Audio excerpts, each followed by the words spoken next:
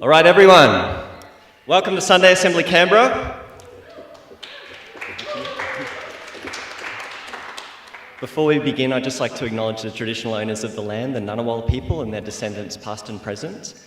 And I'm about to introduce the Sunday Assembly Choir to the stage, but I just want to remind you that we need you to help sing along with us today. So can I get everyone to repeat after me? Hey, baby! No, I couldn't hear that one. Hey, baby! Hey, baby! All right, that's more like it. Can I introduce the choir to the stage? Keep that volume in mind as you sing along to this song by Tom Petty. Well, I won't back down. No, I won't back down. You can stand me up at the gates of hell, but I won't back down. No, I'll stand my ground. Won't be turned around. And I'll keep this world from dragging me down. Stand my ground, and I won't back down. I won't back down, hey, baby. There ain't no easy way out. I won't back down. I'll stand my ground, and I won't back down. Well, I know what's right. I got just one life in a world that keeps on pushing me around. But I'll stand my ground, and I won't back down. I won't back down, baby. There ain't no easy way out. Really belt it out.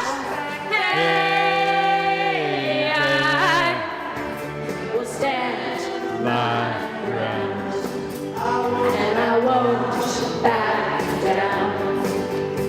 This is the electric guitar. Anybody gonna join me? Oh, here we go. That's a real air guitar. I like that. We bring props apparently. I like the little one. Here we go. I won't back down. There ain't no easy way out. I won't back down. And I won't back down. All right, thank you for assembling this Sunday. My name is Stuart. My friends call me Stuart, and we're here at Sunday Assembly Canberra. And for those, well, just out of interest, who here has attended Sunday Assembly Canberra before? Hands up. Hands up if it's your first time here today. Hands up if you refuse to participate in audience surveys. I thought so. Yep.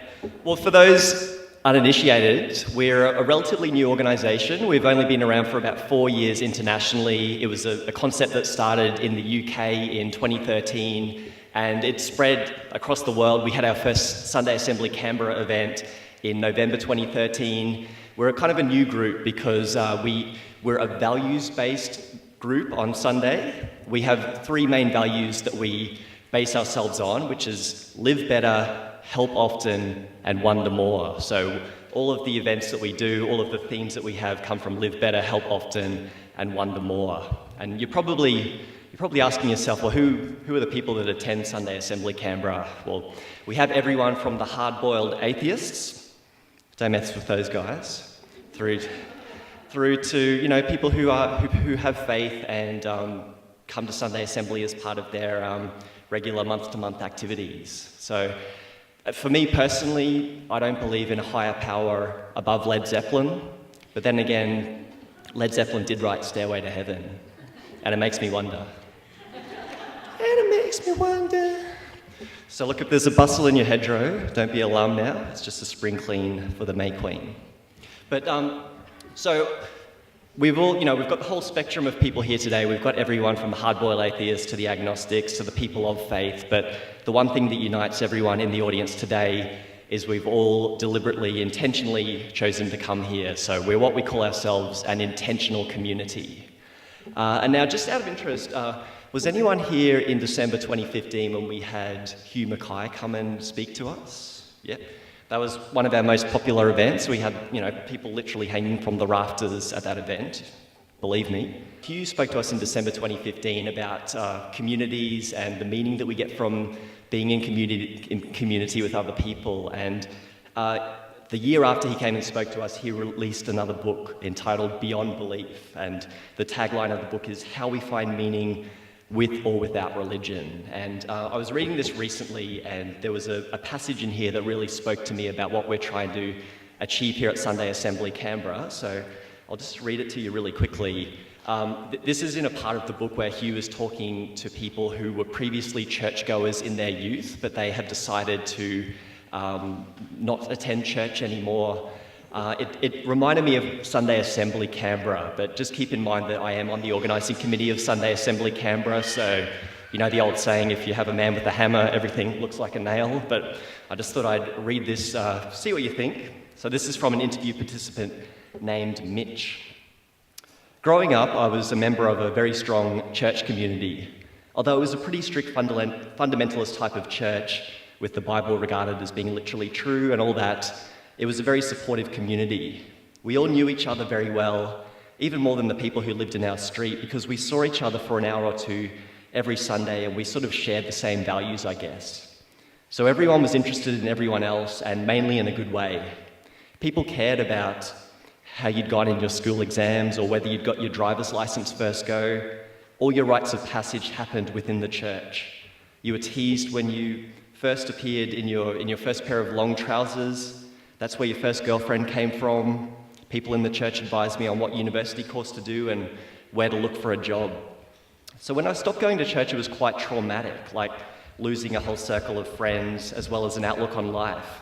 If it had been a different kind of church, more liberal or less judgmental, I think I might have been able to keep going, even though my thinking had changed. Even now, I sometimes hanker after that sense of being part of a caring church community. I do think there's something special about it. That sort of reminds me of what we're trying to do here at Sunday Assembly Canberra. And by the way, I'm not trying to dismiss anyone here who does still attend church, but I find that that's a common theme that I get from people who I speak to at these events, people who may not necessarily believe in the faith aspect of church, but they like the sense of community that gets built together.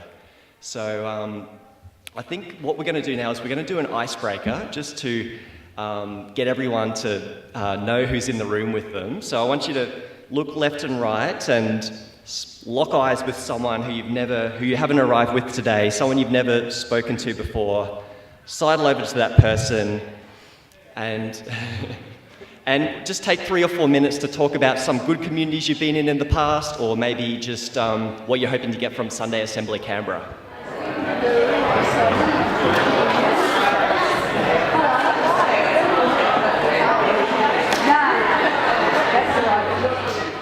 Hey, look, I'm glad to see so many great discussions happening in the room here. Feel free to continue it afterwards when we have our tea and cake time at the event. But yeah, I often, think about what Sunday Assembly Canberra has given me, because up until recently, I was just some random guy with an online dating profile sitting at home on the weekend, but things have totally transformed for me. Well, I've still got the online dating profile and I'm still single. But there is one thing that this Sunday Assembly organisation has given me, which is this nice green t-shirt that I can now wear on the weekends. By the way, my online dating profile username is SexGod70. I was going after SexGod69, but someone already took that, so yeah. Now, as you know, with all of our events, we gather a theme together, because we're trying to build this intentional community to learn about life from all different aspects. And what we're talking about this month is grit.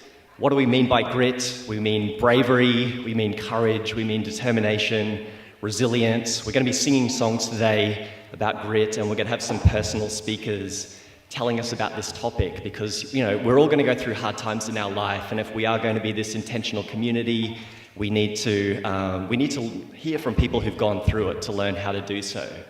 So what we're going to do now is we're going to have a reading, and we're not actually going to tell you who the original speaker of these words are until afterwards. So just have a listen to these words and see if you can imagine who was saying it. And here's Meredith to give the words. You're taller than me. I think you'll guess, by the way. It's not a tricky one.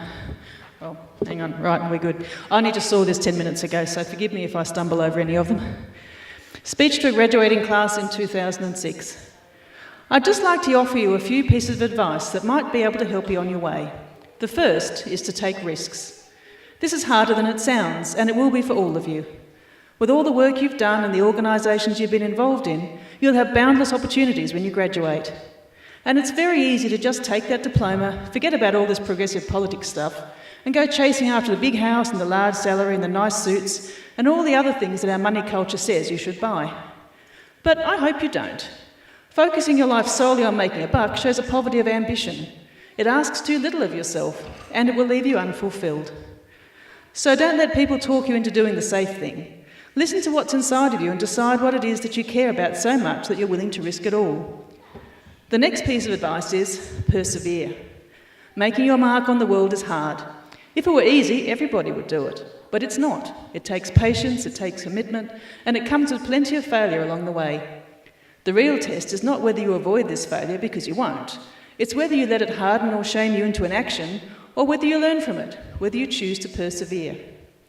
The last piece of advice is to cultivate a sense of empathy. There's a lot of talk in this country about the federal deficit, but I think we should talk more about our empathy deficit. The ability to put ourselves in someone else's shoes, to see the world through those who are different from us. The child who's hungry, the laid-off steelworker, the immigrant woman cleaning your dorm room. As you go on in life, cultivating this quality of empathy will become harder, not easier. There's no community service requirement in the real world, no one forcing you to care. You'll be free to live in neighbourhoods with people who are exactly like yourself and send your kids to the same schools and narrow your concerns to what's going on in your own little circle. Not only that, we live in a culture that discourages empathy. A culture that too often tells us our principal goal in life is to be rich, thin, young, famous, safe and entertained. A culture where those in power too often encourage their selfish impulses. I hope you choose to broaden and not contract your ambit of concern. Not because you have an obligation to those who are less fortunate, although you do have that obligation. Not because you have a debt to all of those who helped you get to where you are, although you do have that debt. It's because you have an obligation to yourself, because our individual salvation depends on collective salvation, and because it's only when you hitch your wagon to something larger than yourself that you will realise your true potential and become full-grown. And who was that? Any guesses? The guy who sang the Sunscreen. No? Barack Obama. Oh! So now we're getting on to the main speaker part of our event today, and we love having someone to come along and share their knowledge and their wisdom with us. And today we've got Barbara Baikie speaking to us. And when I spoke to Barbara on the phone last month, I felt like we could go in so many different directions because Barbara's got so many feathers in her cap. Here are some things some of Barbara's feathers in her cap. She's an executive coach, she's a career coach, she's a life coach. Barbara's an experienced group facilitator. She's worked in government across all levels for over 20 years. She's a published author. She's been a university lecturer at Charles Sturt University for 6 years. Barbara's currently completing her own PhD. Oh, and by the way, just offhandedly, Barbara is the current president of the National Council of Women Australia, which is just a little thing to sneak down the bottom of your CV, don't you think? So what I'm saying is we're so glad to have Barbara volunteer her time to come and speak to us today on the topic of grit. So please give a warm welcome to Barbara Baikie.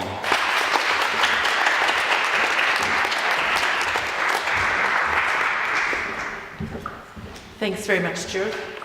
Okay, first of all, thanks very much for the opportunity to talk to you today. And I also want to acknowledge the traditional custodians of the land today, the Ngunnawal people, and pay my respects to their to the elders past and present, and acknowledge their ongoing contribution to our great land. Okay, so I'm just going to go through and share a few things from my life, and whoops, wrong row. Okay, this is me, this is my husband and my two sons. Ben is on that side and Joe is on this side, and that's my mum. And this was my second marriage 10 years ago in April. So when Stuart and I were talking about what I'd talk about today, we talked about a whole range of things, and the first thing we sort of agreed on was, okay, we'll talk about grit. So I looked up grit, and grit is a small or loose particle of sand or stone. You can have grit in your eye. Or it is courage and resolve and strength of character. The Meriden-Webster Dictionary, grit in the context of behaviour is defined as firmness of character or indomitable spirit. An individual's high in grit can maintain their determination and motivation over long periods of time, despite experiences of fear, failure and adversity. I think I've got grit, and I hope you'll agree with me by the end of it. To start off with, I was the third child in a farming family. I was the third daughter in a farming family, and you think, well, so what, big deal? Well, of course, in my era, girls were not considered to be part of the farming families, so like to run the farm. So I was a great disappointment. So that was the first thing. So I think that day I was born a feminist. And the second thing was there were no boys in the family, so whatever job had to be done, you just had to do it. You just get on and do it. So my childhood was relatively, carefree, growing up on the farm, and I did get married and have my career path at that stage was get married, have babies, live happily ever after. Well, I got 2 out of 3, so that ain't bad. And I have my 2 beautiful sons, Ben and Joe, and who I absolutely adore, and I have 7 grandchildren, but more about that later. After my sons were born and I was forced to leave work because I was pregnant, I went back to study, and thank you, Goff, I got my first degree and ended up working in juvenile justice. And with my best friend Margaret, we set up the Young Offender Support Scheme in Wagga, which was an alternative to custody. But then when I was 38, something happened, and I couldn't walk or see properly, and I started with sort of difficulty with swallowing, and I had a bit of numbness around my mouth, which sort of went up my forehead and over. And after a very hurried admission to Royal North Shore, they diagnosed me with multiple sclerosis. And they described to me multiple sclerosis like the electrical wires that sort of cross over, and the myelin sheets that protect the nerves are like the plastic on electrical wires. And that burns, so your brain may say a message, but it goes to a different part of your body. So I guess that right then, it took me some time to sort of work through that. Decided right then that I wasn't going to spend the rest of my life worrying about whether or not I would end up in a wheelchair or worse. I would deal with that when it happened. So I guess that's an example of grit, but it wasn't to say that I wasn't terrified and I wasn't scared, because I was. And I want to just read a poem to you that I wrote at that time. So, this is called 3 Faces of Life. There are 3 faces to life: the living, the dead, and the sick. I was with the living, and now I'm with the sick. No one asked me if I wanted to be sick. I crossed that fateful line like a one-way valve. Can't go back, only thrust ungratefully forward. Lucky, I suppose, that I'm not dead. The living can do whatever they want. There is always tomorrow. Me, I'm confined to the fringes, an outcast, an untouchable. I can look but not participate. There's no luxury for me of tomorrow. Tomorrow is cloudy and unclear. So I guess that gives you a bit of an idea of how I was feeling. But the lesson from this is choice. And you always have a choice, not with the big things that happen to you, but you always have a choice about how you respond. And I changed jobs and I started working and started working at the university as a result from that. So I just got on with my life. My marriage was failing and eventually I had the courage to leave, and it was very difficult, very painful and a very lonely time. My sons were 16 and 18 and I don't think there's ever a good time to leave a marriage, but I did what I knew I needed to do because I knew I needed to be me, not somebody else, what somebody else wanted me to be. So working at the university, I undertook my master's degree and then back into the world of juvenile justice as centre manager. And I was the first female manager ever. And there's a whole range of gritty stories around that. So learning the opportunity from that is take opportunities. I took the opportunity and the risk to go as centre manager, and I did. So I went on to further my career as head of the change unit in Department of Community Services in Sydney, then went to Hobart and back to Canberra in SES positions. And then one of life's curveballs hit me. My eldest son, Ben, my eldest son, Ben, the one on the closest to the kitchen, he had a son. He was married to my beautiful daughter-in-law, Katie. They had their first son, Fergus, and he was the first grandchild on both sides. And then Katie was pregnant again. And Hamish arrived 3 days before Christmas. And I was delighted that my son had two sons because I had two sons. I knew how much joy that brought me and I was really delighted for him. But that wasn't to be. I left Canberra to drive to Wagga and to be with them for Christmas. And on the way I got a phone call from my son Joe. And he said, oh, Hamish has had a bit of a turn and they're trying to figure out what's the matter with him. Well, he collapsed and was airlifted to Sydney from Wagga. And we were lucky that it was in a plane that he was travelling in because that meant Ben and Katie could go with him rather than a helicopter. So it was now midnight, so Christmas Day, and I thought, I'm not going to let my son and daughter-in-law go to Sydney and be in the hospital by themselves. I'm going to drive to Sydney. So after midnight, I decided to drive to Sydney. And you can imagine, been up since early morning. And I just thought, I'm not going to think about driving to Sydney. I'm just going to break it down. I'm going to drive to Gundagai, get to Gundagai, I think, okay, I'm going to drive to Yass, drive to Goulburn and so on. So I got there. The paediatric specialist said to us, I'm just a plumber. It's just a plumbing job. We just cut the arteries, switch them around, and Bob's your uncle.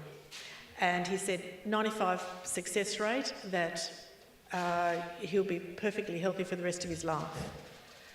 3% that he will have some trouble, and 2% he won't survive. We, of course, focused on the 98%. And we waited 2 weeks for the operation, then over the next 7 days, he had 10 open heart surgeries. So it was very difficult, and he arrested and they weren't able to save him.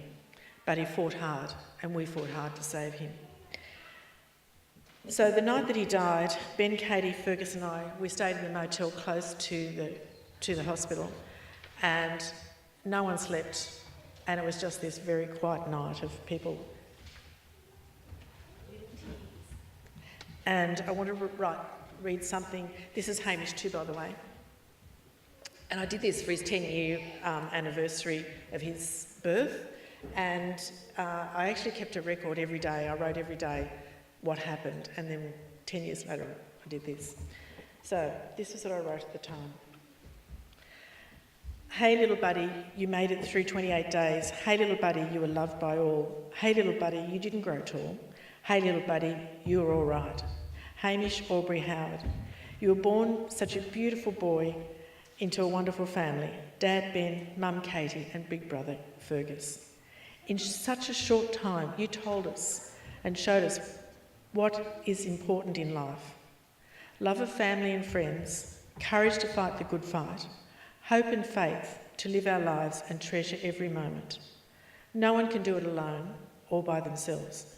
You did this for all of us. Love you now and always. So the lesson from that was that every moment and every day counts. So after that, I took a redundancy from the public service, started my own business, and bought a property out of town, built a house and got married, which is there. So the lesson is, I was going to live happily ever after. The lesson is, life isn't like that. It's what happens to you while you're making other plans, and I'm sure you've heard that quoted before. You don't always get your choice, but again, you get the choice of how you react. So then Kilimanjaro came along, and my husband and I, Peter, we loved travelling, so we would go, one year we would have a nice holiday, like around Europe, being a tourist. The next one we would actually then go and do a trek. So we had walked in the Himalayas, in the Andes, and then we decided to do Kilimanjaro. So it started off with my friend Dolores and I, and Peter and another friend Brian.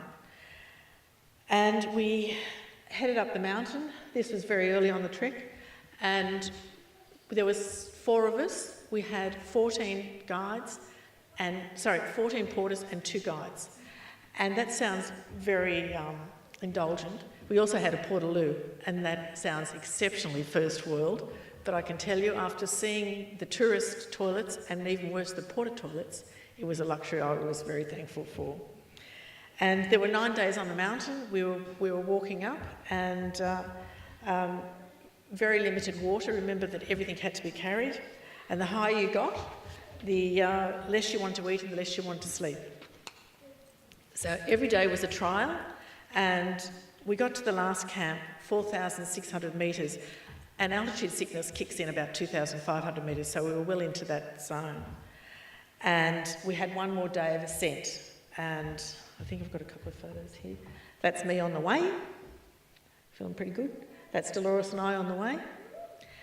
And we got up very early in the morning, and I noticed my face was sort of feeling swollen and my hands were feeling a bit swollen. And I mentioned to the guide, and he said, "Oh, that's all right, we'll keep going." We didn't carry any mirrors, so I didn't know how swollen it was, but it felt swollen. And so we start off, and at altitude it's very difficult to walk, and I kept saying to myself, I am strong, I will make it to the top. I am strong, I will make it to the top. And kept going. And I've been talking about things about me being strong. I'm going to talk about some things not so strong now. We'd been walking for about 6.5 hours, and we stopped for lunch. And I'm there totally focused on eating my lunch, like open your mouth, food in, chew, swallow. And there's a conversation sort of going over there, something, they're talking about stuff. The conversation is, she's got altitude sickness, she needs to go down.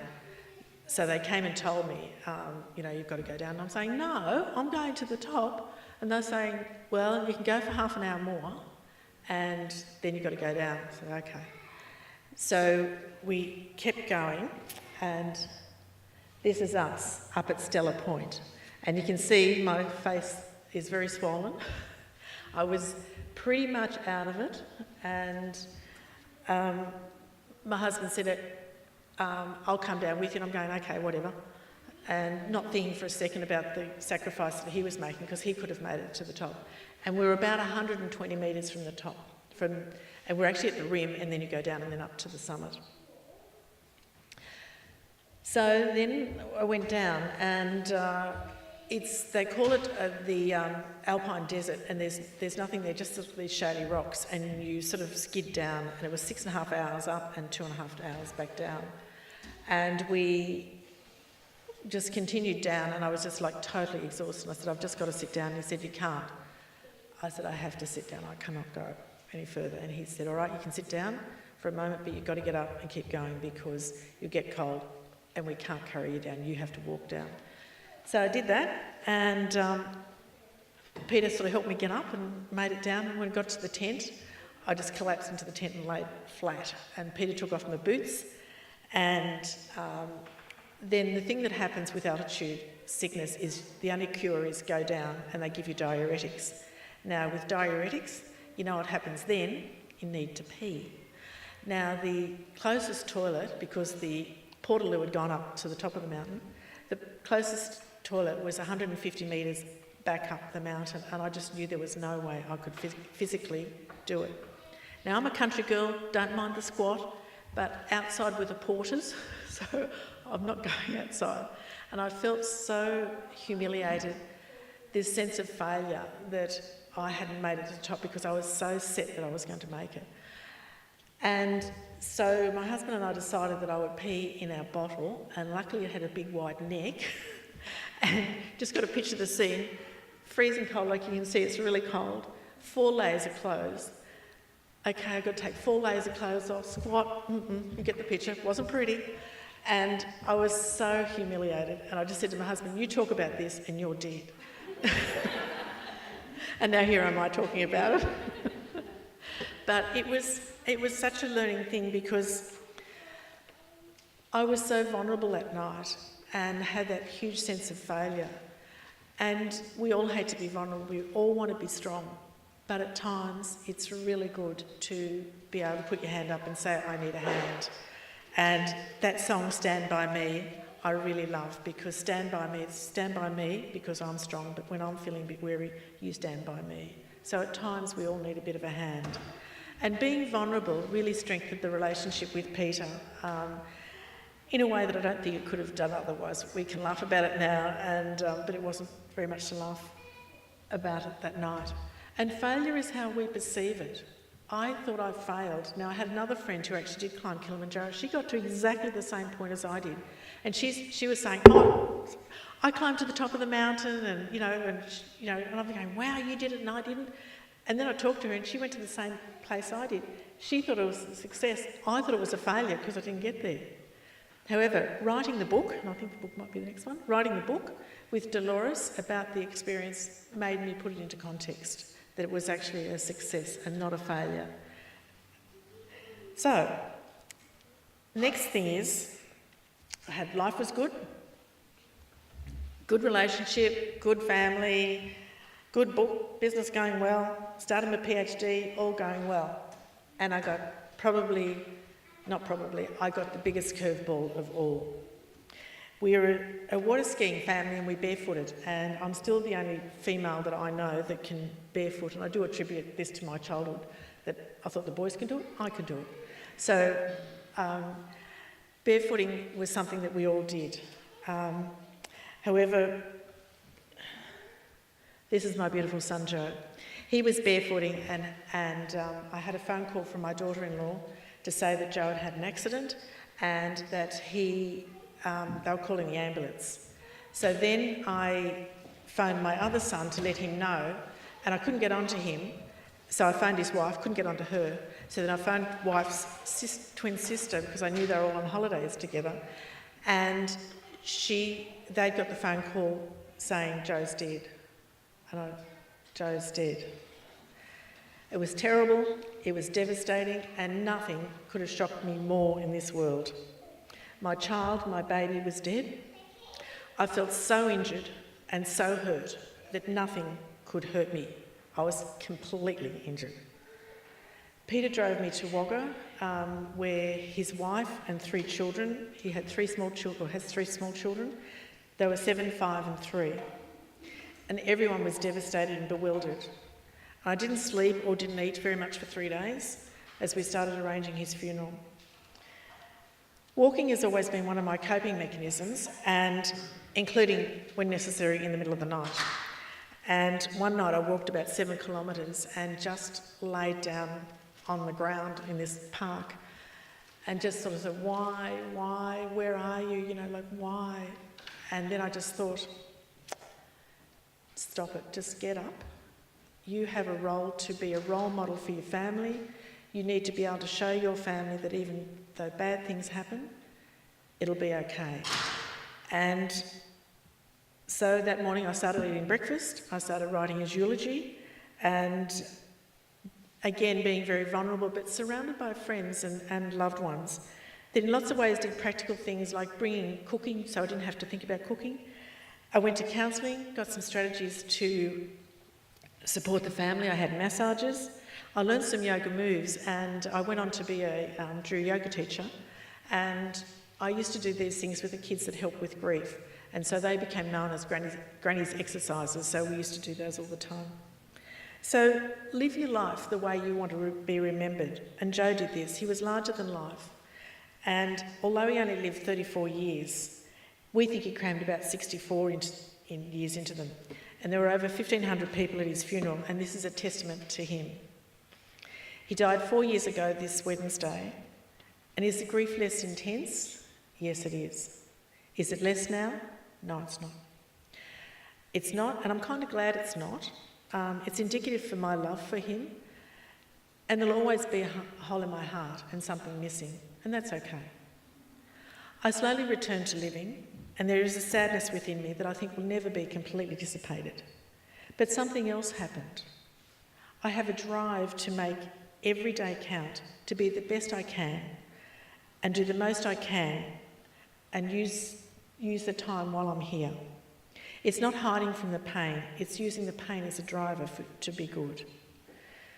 Lessons from this? There are many. Again, it's about choice. I could be bitter and twisted. I mean, it's a pretty mongrel thing to lose your beautiful son. Or I can be thankful that I had him for 34 years, and I'm thankful. About being vulnerable again, and yes, it was very vulnerable, but it's okay. And also death is part of our life, and it's to be respected and know that it's not very far away from any of us. And despite how we live our lives believing that it is far away from us, there's one thing I can guarantee you, you're all going to die. And we need to live every moment mindfully and to be here and now and not worry about the past because we can't change the past. But think about the future because you can shape the future how you want to be remembered. So, life hadn't finished throwing curveballs at me. On the 18th of November 2005, my best friend, my soul sister, my partner in my life adventures, was diagnosed with 30 brain tumours. And she lived until the 6th of August last year. And I say lived very deliberately because she went to Vietnam with 30 brain tumours for a holiday with her daughter. She went snorkelling in the Great Barrier Reef, hot air ballooning, climbed the Sydney Harbour Bridge with her son, and had countless adventures with me. You may have heard of Tuesdays with Maury by Mitch Albom. Well, I had Thursdays with Mark, and every Thursday I used to go over and we would spend the day and night laughing and talking and doing things, and we actually helped to raise a lot of money for hospice. And you might think it's a terrible time knowing someone's going to die, but there was the most magic moments and the precious moments because that's how we should live our life. Like we all know we're going to die. It was just that she knew when, and we don't. But on the 6th of August, her time on earth was over. And again, I did the eulogy with her daughter and gave her a wonderful send-off. So I'm sure that curveballs will come to us all, and we have no control over those big ones. But when Mark got sick, I said to my husband, I don't want to regret anything. And, you know, when she said, I don't want to regret anything, and I don't, and I'm very thankful for that. And I think that's how we should think about life, that we shouldn't regret anything that we haven't done. We should do what we need to do. And now this is my beautiful Mark. And this is when she was ill, and we went out for dinner this night, and it was a really special night. It was fantastic. And then this one this is last Christmas. Now this is me and my grandchildren and our exchange student Marta sitting on the lounge with me. Not all of these people are my blood grandchildren, but they all call me Granny, and it's fantastic. And then this one is us jumping for joy with, this is in Switzerland, with our other exchange student, Martina, in the middle, and Peter and I and her mum and her brother. And this is in Switzerland, and this is what we should be doing in life. Enjoying every moment and jumping for joy. And I guess, you know, I've shown you that life is full of ups and downs, or my life has been. But it is about every moment of every day, appreciating it, living very mindfully, and I just want you to do this. Come on, everybody. These are seconds of time. And I'm sure you had seconds of time yesterday, you'll have seconds of time tomorrow. But then they're gone. You can't get those seconds back. They're gone. So don't waste the time. Don't waste the seconds. Now I've brought in here I've been burning a peace candle, and there's some peace candles, perhaps not one for everybody, but you can create more peace candles. And there's a little story about it, that this is, you can carry on the peace with lighting a candle and sharing the candle. There's also a little sticker that you can pick up that talks about grit and what the meaning of grit.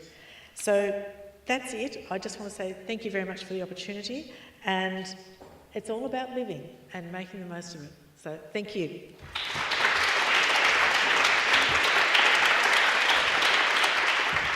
Once more for Barbara Baikie, everyone.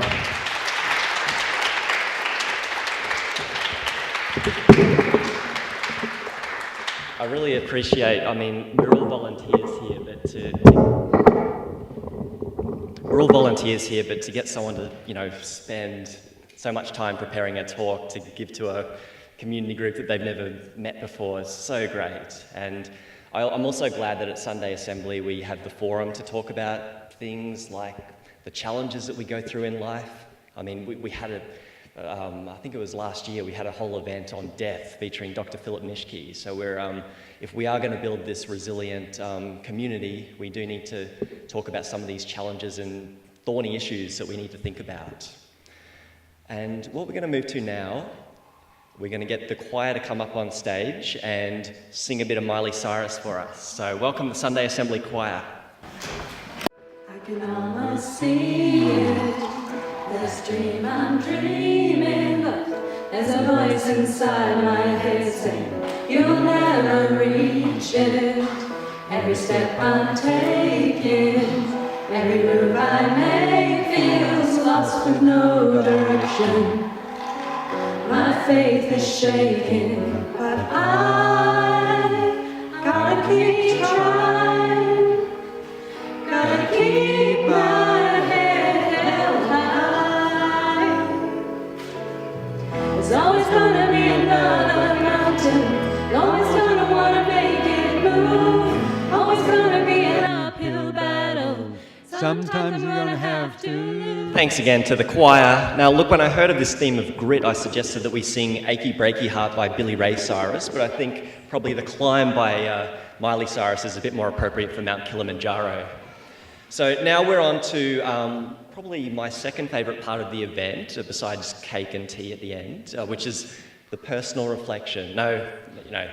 It's all good, but we have the master theme of the event, which today is grit, and after hearing from our main speaker, we like to get someone from within our community to step up and talk about something that happened to them. It's often a personal story of something that happened in their life. So to talk about grit today with personal reflection, I'd like to invite my friend Erica Hediger to come onto the stage. Come on, give her a round of applause.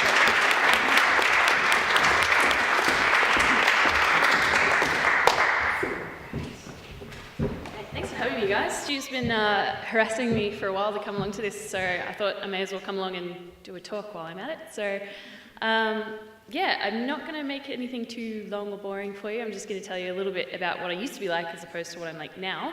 I used to be in marketing and sales, and I thought that's where I was going to die, and I loved it. I thought it was fine. I had a great partner. I lived at the Sunshine Coast, so I was at the beach every other day. I had a relatively good income. I'm actually secretly a massive tomboy, so this is really uncommon for me. So working in a women's lifestyle magazine was pretty tricky for me. I didn't really get the whole beauty, clothes, fashion, whatever. I just wanted to sell ads and go to the beach. And unfortunately, I started getting a bit of a rash one day, which sounds a bit weird, but it was unfortunately in my elbows, my eyelids, and all over my neck. And I just thought, it's a bit of dermatitis, doesn't matter, it'll go away. Unfortunately, it did not. I ended up covered, so 90% of my body was covered in what they call atopic chronic dermatitis. And then I got a whole bunch of tests done, and they were like, just take a bunch of steroid creams and you'll be fine. So that's what I did, and I slathered creams and potions and Vaseline and all sorts of weird stuff all over my body for weeks and weeks and weeks, trying to get it to go away, and it got worse.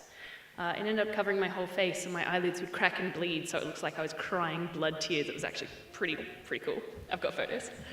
But it wasn't really fantastic for working in sales and marketing, so my job disappeared.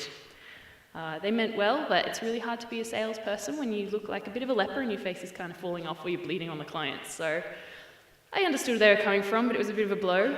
Unfortunately, at the time, my partner had also told me that he wanted to leave Queensland. He got a job in Canberra here. And I thought, oh, you know what, it doesn't matter, I've just lost my job. Well, not lost, asked politely to move on. And I thought I may as well go down to Canberra and see if I can do something down there. Now my partner at the time, absolute mega genius, he is a PhD student in mechatronics engineering, and he's also a guy that does combat robots, and that's how we met. I was actually quite bored one weekend and was looking for something to do, and saw his combat robotics competition, so I thought I'd go along and check it out. Bit of a weird hobby person over here. And so we started building robots, and I didn't really know what was happening, and I sort of was vaguely interested but didn't really do anything. And then we moved down to Canberra, and the dermatitis came back even worse, because turns out Canberra is not the place for people with allergies. So if anyone's got hay fever, you'll know exactly what I mean. So even though I was covering myself in steroid creams constantly, at least 3 times a day, just over and over, I was going through about $60 worth of cream every day, it still kept getting worse, to the point where I went to a specialist in Sydney, and she said, no, this is not okay, you've got some sort of immune deficiency. So it turns out I actually have a genetic immune disorder, which means I have no immune system, and what's left of it is attacking my own skin constantly. So that's where the dermatitis came from. So they put me on chemotherapy, bit of a weird one, and sent me home to hermetically seal my bedroom for 3 months. So I spent 3 months in a bedroom in Canberra, no family. So it was a really, really hard time. And it took a while for me to realise that I wasn't mentally healthy anymore, because I'm in a bedroom with nothing to do. So I went to the doctor and they went, oh, we'll give you all these antidepressants, we'll sort you out, it'll be fine. And I just went, nope, don't really want to deal with that. It's circumstantial, it's not clinical. So there's a very big difference there in depression, and I knew because my partner now had depression. As a result of me nagging and all that sort of stuff, it sort of triggered him as well. He's got a horrible job that he doesn't want, but he can't quit because he's now supporting me financially because I'm too sick, and going through now about $120 a day worth of medications. So it's not a great time, but what I did find out of it, in my boredom, I got sick of watching Netflix and I started watching YouTube. And I had an engineer's workshop in the room next to me, with a whole bunch of soldering irons and weird electronics and LEDs and flashy things. And I actually taught myself how to do a fair amount of electrical engineering, which was pretty cool. I made my own remote control for my TV when it broke. I had a sonic screwdriver, if anyone watches Doctor Who. Had one as a toy. Pulled that apart, pulled all the electronics out and worked out how to make a universal remote and cram it all back into the sonic screwdriver. So there's deliveries almost every day from China, from the warehouses over there, getting weird components and stuff. And then I started getting into the combat robots. I actually got so good at combat robots that I'm now the Australian team captain for BattleBots, which is a TV show over in America. So I actually went over there to compete last year. So I had this 3 months of bubble boy syndrome, which was pretty great. And finally the chemo kicked in, my immune system settled, my dermatitis, hopefully. I don't think I look too leprous now, which is great, has settled down. And I'm not using so much medication anymore for my skin, which is great. And as soon as I got out, I went, I should have been doing engineering as a kid, and I should have been doing this at high school, and I should have been doing this at uni. I should never have been in sales, because God knows I don't like talking to people 90% of the time. And I decided to start doing workshops for young girls to get them into engineering and science, technology, all that sort of fun stuff. And I started my own business doing robotics, prototyping, manufacturing, and design. And that was all on the back of 3 months of ultimate boredom and a workshop full of random electronics. So I found my passion in life. I absolutely know what I want to do, and I have an amazing job. I have really wonderful friends. I get to meet people like Stu, who I get to work with almost every day when I make it to the office, usually before 12. So I have a great career, a passion, and I've got a new partner now, and I've got my best friend / life partner in the back, Kim, as well. So I've got a great support network now. I didn't have it when I went through that, and I realised the value of that and the value of finding something that you're passionate about. And if it hadn't have happened, I'd still be living at the Sunshine Coast on a reasonable salary. I'd probably have a house and a kid and a dog and all that other boring stuff, and I never would have gone to America and blown up giant 150-kilo robots. I never would have made flamethrowers in the backyard with Questacon filming and all sorts of really fun stuff that I get to do now. So I guess it's not a bad thing to have curveballs, and it's not a bad thing to have horrible stuff happen to you. Just look for what the benefit of it is, and know that if you stick with it, you'll eventually get through. So I guess that's where the grit's coming in. But that's my personal reflection.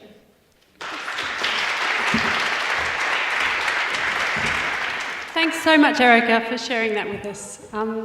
I'm Wendy. I'm taking over from Stuart now. We're doing that tag team thing. And thanks so much, Stuart. That was great. We really enjoyed it and it was a great laugh. I want to thank both our speakers. It's been really inspiring to hear them. And I think, I thought about the theme a little bit beforehand as well.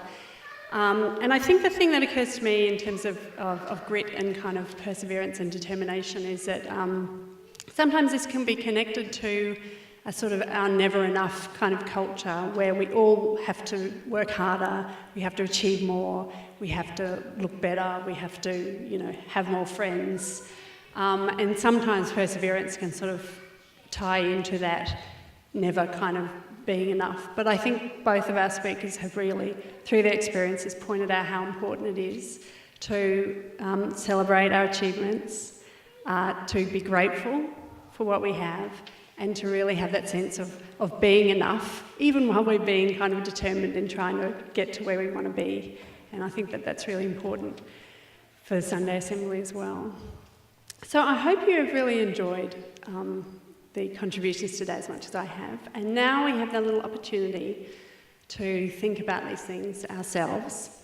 So this is the segment called Silent Reflection. Stuart's reminded me to have a beautiful picture there.